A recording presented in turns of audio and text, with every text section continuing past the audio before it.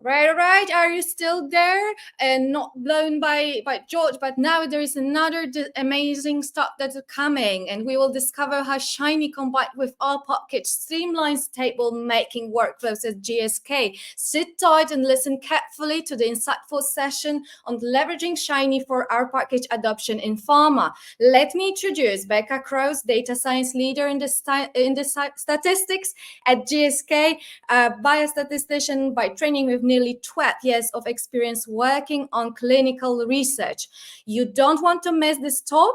Becca, the stage is yours. Okay, thank you so much. Can you all hear me okay? Let me know if not. I will try my best to follow up that great presentation.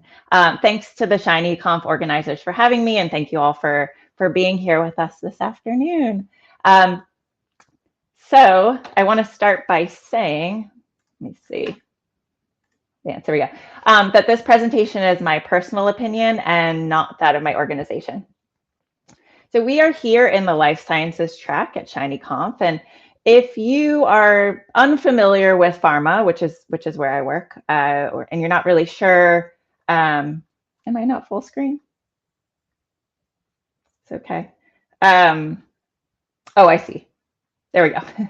And you're not really sure what we do here in pharma. I have a word for you, and that is tables. Lots and lots of tables.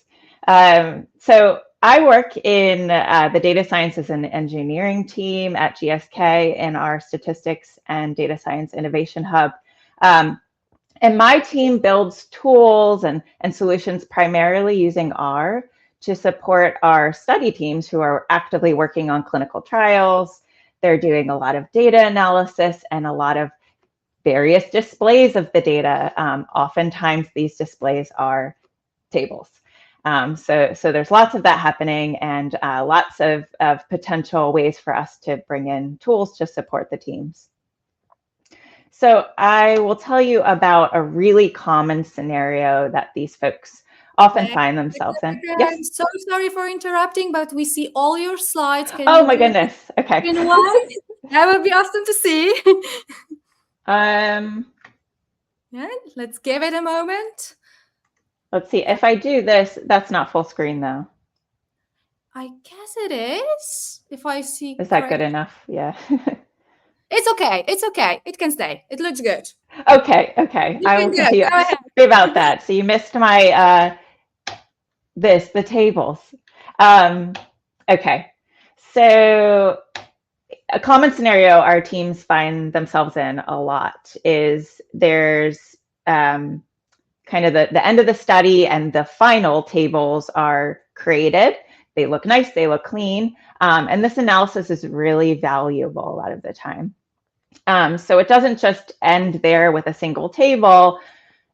That table is often picked up and reused for different purposes, like a statistical publication or a scientific presentation or a clinical study report. And it's not always so easy, like it's not always so simple with a straight copy and paste of that exact table.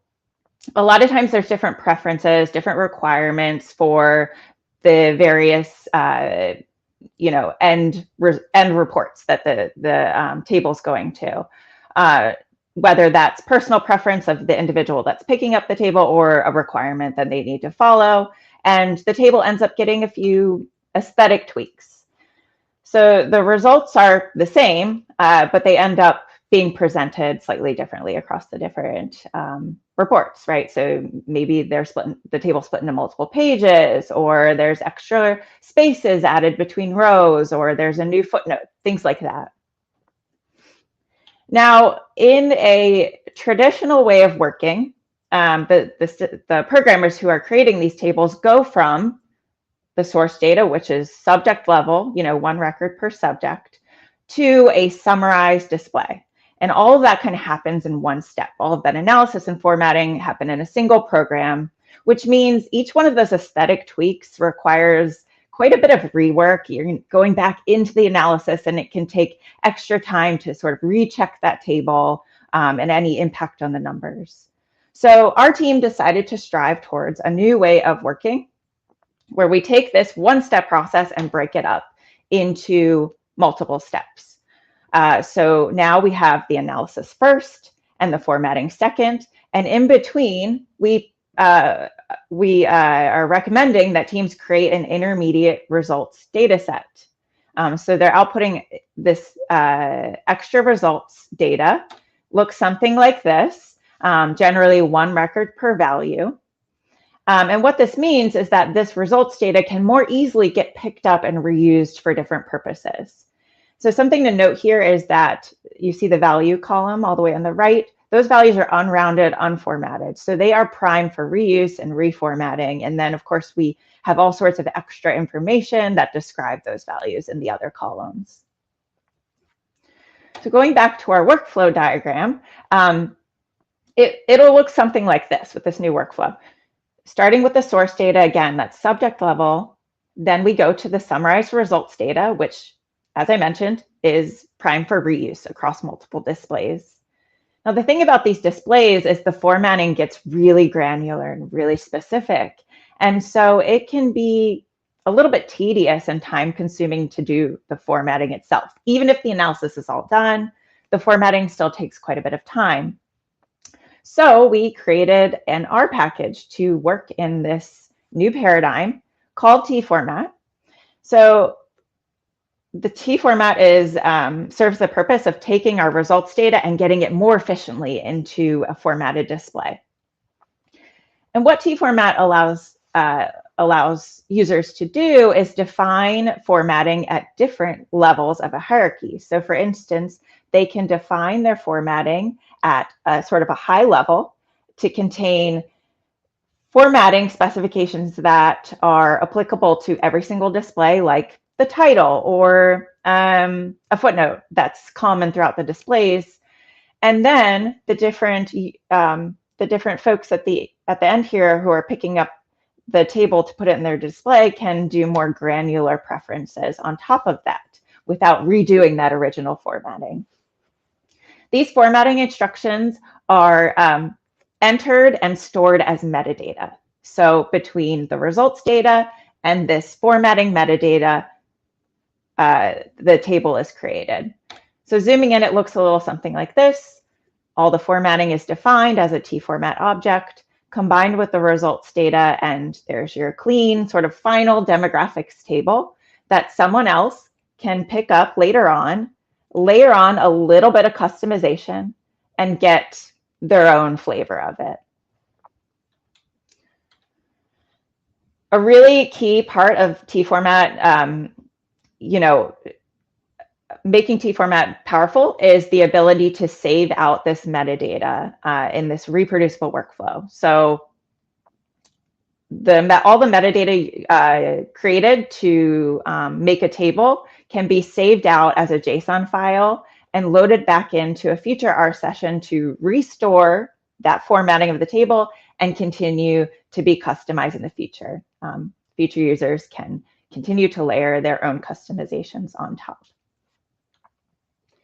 So with this intermediate results data and tformat together, we're both reusing the data more efficiently and reusing formatting more efficiently. But there's a little bit of a catch, and that's tformat is an R-based tool. So in order to use it, you need to know R. So with tformat alone, we're introducing a little bit of a blocker for our non-programmers who desire to use these tables and customize them, and they need to, go back to editing them manually, which is potentially error prone, or going back and asking a programmer to help them. So we felt that tformat was really valuable to non-programmers as well, and we wanted to find a way to include them in this new way of working. So what we did is we took our basic functionality, all contained in the tformat package, and we turned to Shiny to add an interface and expose the majority of that functionality out to non-programmers and programmers alike. And so this application is called tfrmtbuilder. It lives in an R package of the same name. So tfrmtbuilder really, just like tformat, it supports creating tables from scratch or modifying existing ones. But with the app, we really had that non-programmer in mind, the individual that we wanted to include in this workflow. So I'm going to take you through the app from that point of view next. Specifically, this individual here, who we have a programmer who already created our final demographics table, and now a non-programmer, maybe a scientific person, the scientist is wanting to put this table into a PowerPoint and again, do their own flavor on it. So they're going to go to the tfrmtbuilder Shiny app to do this. tfrmtbuilder, you can use it directly in R or go to a hosted version of the app. For a non-user, it's going to be more the latter. So when they enter the app, it looks like this. This is the landing page, just some high-level information. And at the top, we have a series of tabs in the nav bar that correspond to the main steps that they'll be taking: initialize, edit, and export. So those correspond to defining the starting point. Are they coming up with a table from scratch? Are they working on an existing one? Then doing the actual table edits and then saving out the result. So going to the initialize tab, that's where they're going to, again, define the starting point. So as I mentioned a couple slides back, somebody already created the first draft, or really the final draft of the demographics table. And so that person has not just created the table with code, but they saved out the JSON file of all of that formatting information. So our scientist can load this into the app. You see that JSON file goes right in to provide the table metadata. And then our intermediate results data goes into the data upload side. Between these two files, there's enough information to produce that demographics table. So this is what it looks like loaded. We go over to edit, and you see on the right-hand side, the demographics table that someone else had already created. So all we did was load in those two files. Here's our table, completely restored. And then if you look on the left-hand side, there's a whole lot of options, right? There's different tabs, different drop-downs. The one that's been selected right now is data mapping. You see that all of those different settings have been populated because we provided that metadata to do that.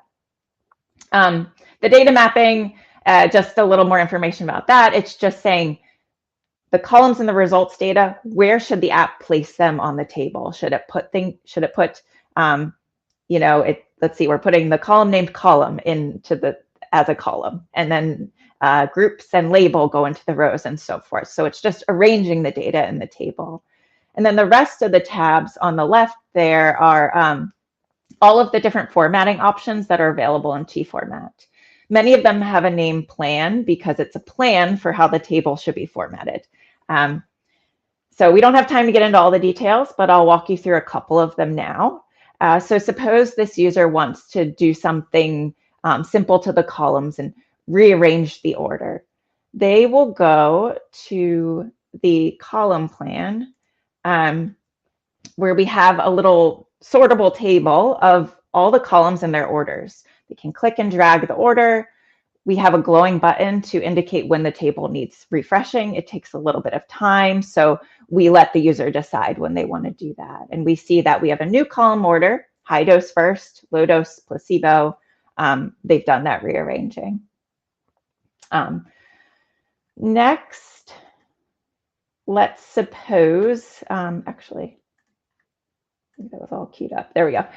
They want to add a footnote. Again, I don't have time to get into all the details, but in general, the app lets you specify where a footnote should go in the table and what it should say.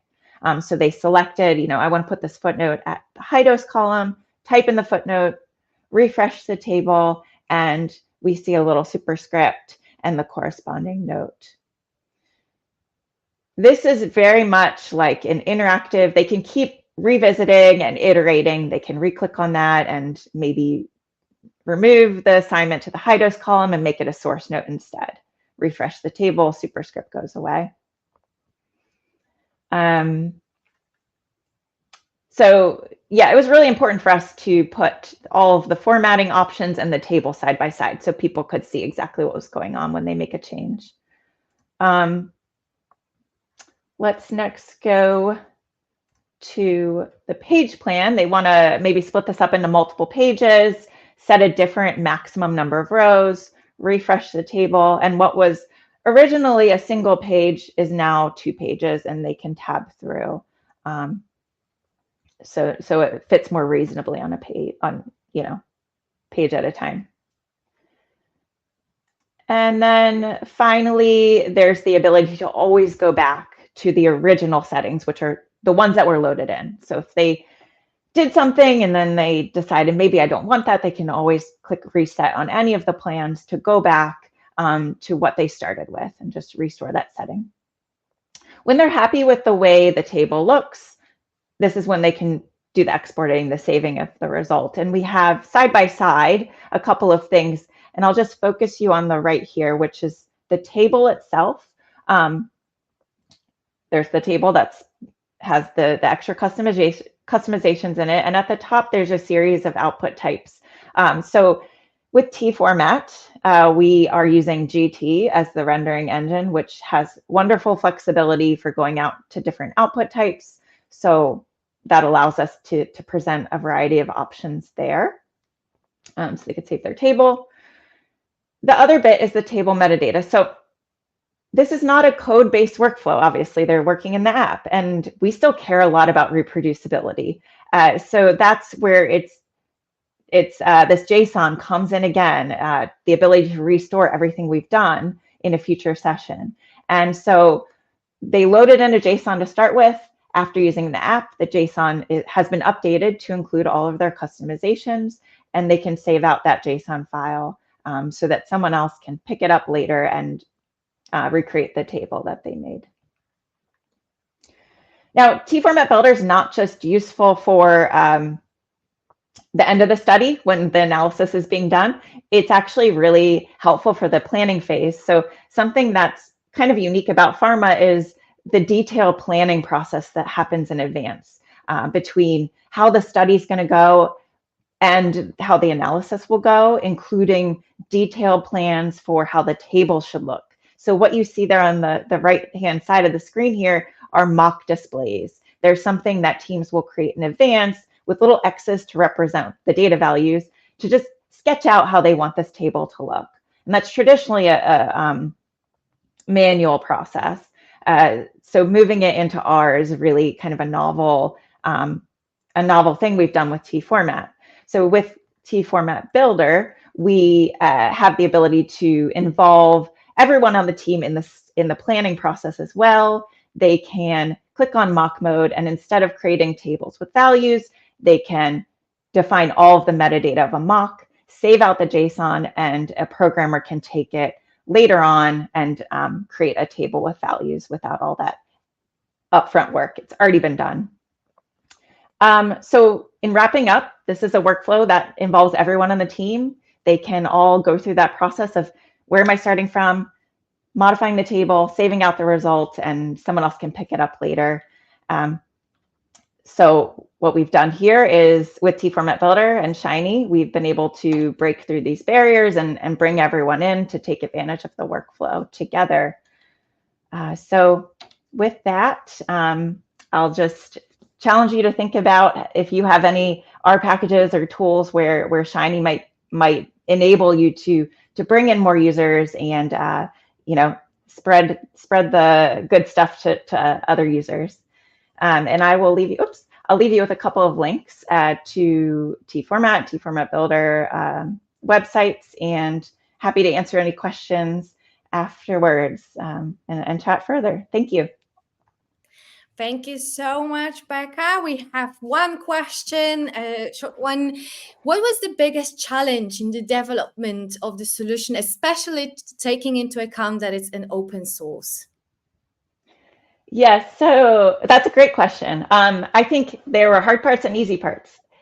One of the easier parts was that we have all of this functionality to do the table stuff in tformat. So putting a Shiny, and that's actually a really nice way to break things up, is put as much logic as you can into an R package, and then your app interface is a lot simpler. I think a more challenging part was trying to figure out how to translate some of this into the UI, and we're still working on that. There's still pieces, you know, the majority of the functionality is there, but there's still pieces that are a little bit challenging to represent in a UI without actually doing any code. So I would say that's a more challenging piece. Okay, thank you so much for your presentation and the Q&A session.